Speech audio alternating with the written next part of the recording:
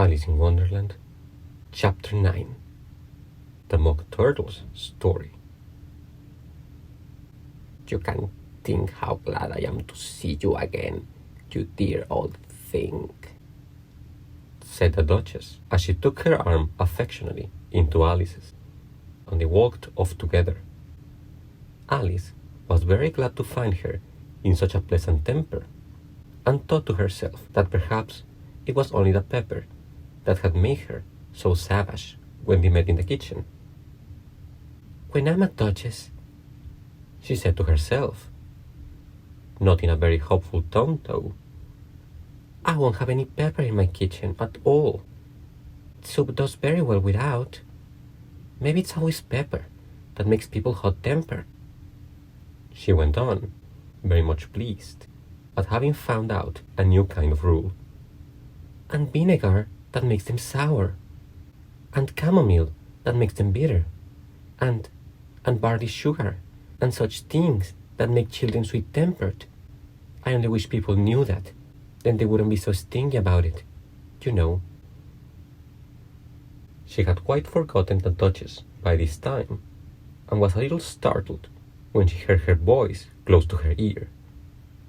"You are thinking about something, my dear, and that makes you forget to talk.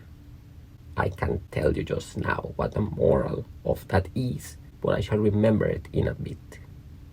"Perhaps it hasn't one," Alice ventured to remark. "Tut, tut, child," said the Duchess. "Everything's got a moral, if only you can find it." And she squeezed herself up closer to Alice's side as she spoke. Alice did not much like keeping so close to her. First, because the Duchess was very ugly, and secondly, because she was exactly the right height to rest her chin upon Alice's shoulder, and it was an uncomfortably sharp chin. However, she did not like to be rude, and she bore it as well as she could. "The game's going on rather better now," she said, by way of keeping up the conversation a little. "'Tis so," said the Duchess. "And the moral of that is, oh, 'tis love, which makes the world go round."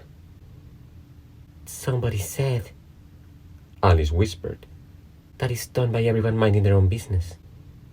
"Ah, well, it means much the same thing," said the Duchess, digging her sharp little chin into Alice's shoulder as she added, "And the moral of that is, take care of the sense, and the sounds will take care of themselves."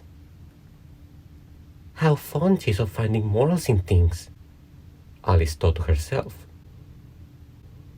"I dare say you are wondering why I don't put my arm round your waist," the Duchess said after a pause. "The reason is that I'm doubtful about the temper of your flamingo. Shall I try the experiment?" "He might bite," Alice cautiously replied, not feeling at all anxious to have the experiment tried. "Very true," said the Duchess. "Flamingos and mustard both bite, and the moral of that is, birds of a feather flock together." "Only mustard isn't a bird," Alice remarked. "Right as usual," said the Duchess. "What a clear way you have of putting things." "It's a mineral, I think," said Alice.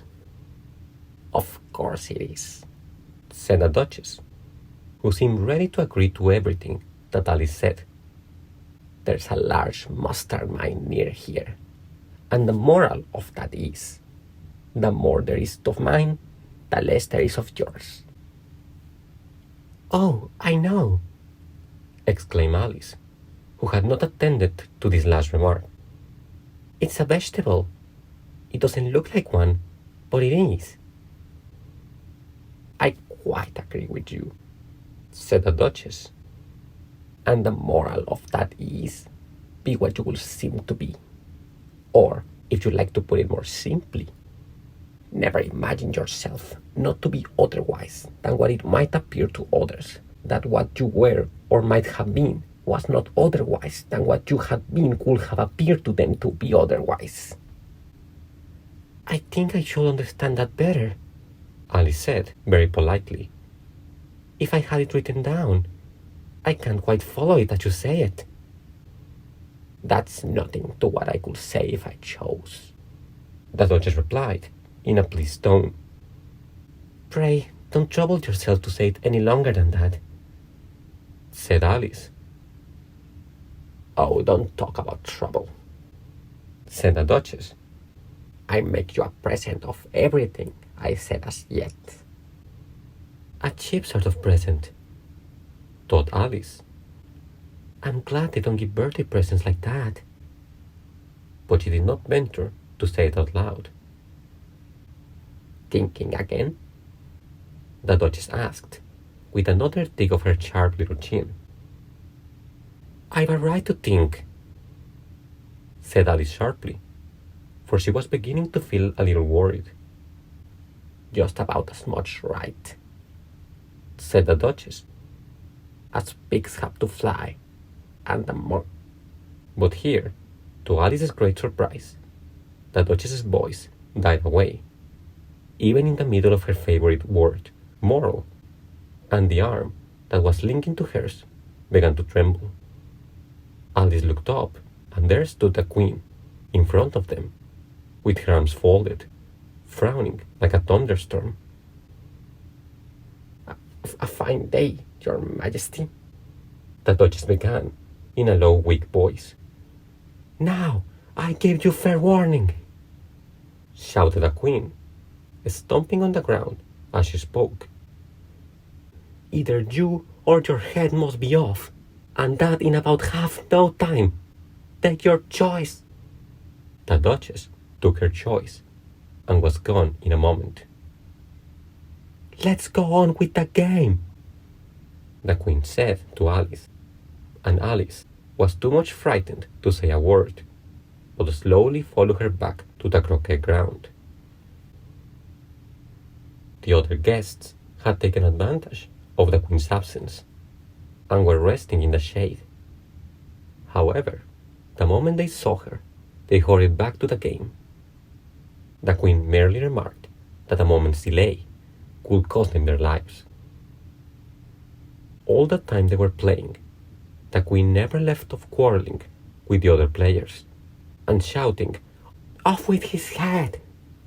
or "Off with her head!" Those whom she sentenced were taken into custody by the soldiers, who of course had to leave off being archers to do this. So that by the end of half an hour or so, there were no archers left, and all the players, except the King, the Queen, and Alice, were in custody and under sentence of execution. Then the Queen left off, quite out of breath, and said to Alice, "Have you seen the mock turtle yet?" "No," said Alice.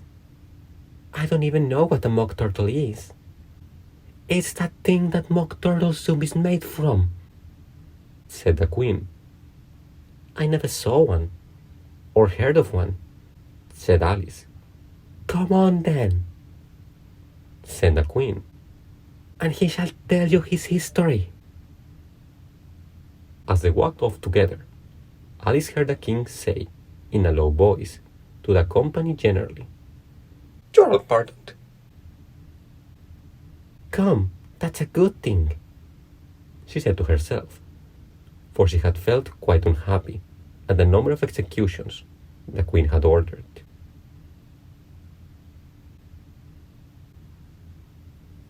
Thanks for listening.